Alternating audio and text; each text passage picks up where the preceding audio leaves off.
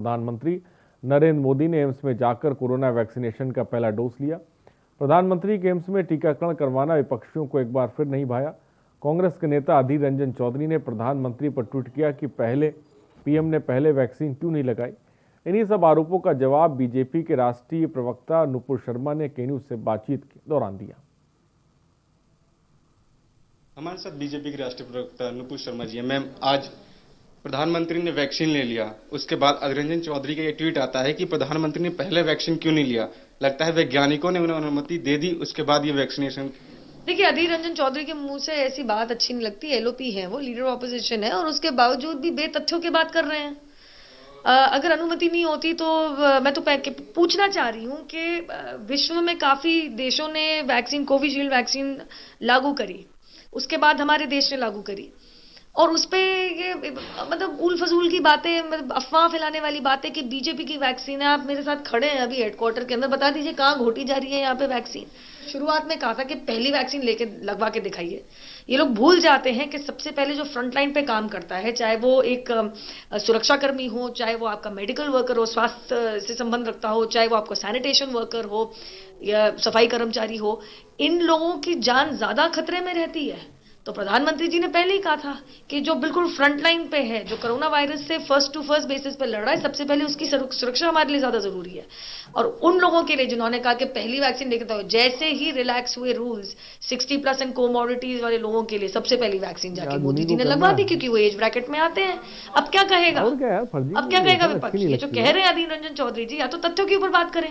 कौन सी अनुमति? जहां तक पब्लिक नॉलेज है तो कोवैक्सीन की फेज 3 ट्रायल्स चल रहे हैं और उसकी सुरक्षा तो पहली दूसरी फेज में ही पक्की की गई थी। चाहिए, महामारी पूरी विश्व के लिए है। अनफॉर्चुनेटली केवल हमारे देश के अंदर वैक्सीनेशन को और महामारी को लेकर पॉलिटिक्स होती है। यादव ने भी कहा था कि ये बीजेपी की वैक्सीन है, इसे हम नहीं लगाएंगे। उसके बाद समाजवादी पार्टी के कई कार्यकर्ता कि ये बीजेपी की वैक्सीन है, इसे समाजवादी नहीं लगाएंगे। देखिए, साफ सी बात तो ये, उन्होंने ये कहा था कि जब हमारी सरकार गई हम लगवाएंगे। क्यों? समाजवादी पार्टी में अखिलेश यादव जी की कौन सी डिग्री, जरा मैं देखना चाहूंगी। क्या वो कोई मेडिकल साइंटिस्ट हैं? वो रिसर्चर हैं किसी तरीके के कि वो अपनी वैक्सीन बनवाएंगे?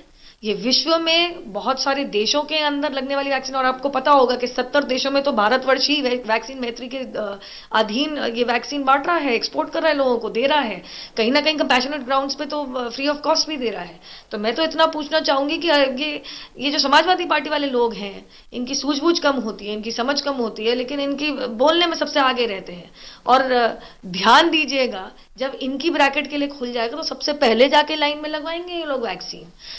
मैं इतना जरूर कहूंगी, लेकिन बहुत शर्म की बात है और दुख की बात यह है कि ऐसी महामारी जिसने पूरे विश्व में पता नहीं कितनी जानें ले ली हैं, उसको आपने राजनीति के दायरे में लाके खड़ा कर दिया।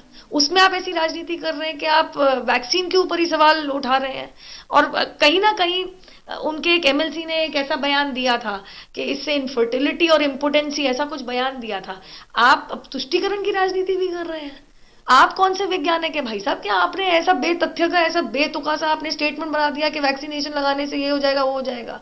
कहीं ना कहीं हमारे साइंटिस्ट पे, हमारे हेल्थ वर्कर्स पे विश्वास कीजिए, वैज्ञानिकों पे विश्वास कीजिए। आपसे ज्यादा सूझबूझ रखते हैं। आप में हल्की सी समझ होती तो आप ऐसी टिप्पणियां नहीं दे रहे होते।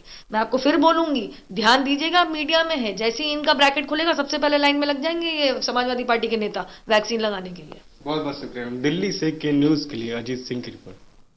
और आम आदमी पार्टी आने वाले 5 राज्यों में होने वाले चुनाव में बंगाल को छोड़कर राज्य में चुनाव अपने दम पर लड़ेगी। आप सांसद डॉक्टर सुशील गुप्ता ने बताया कि कांग्रेस पार्टी अब दिल्ली में विलुप्त होने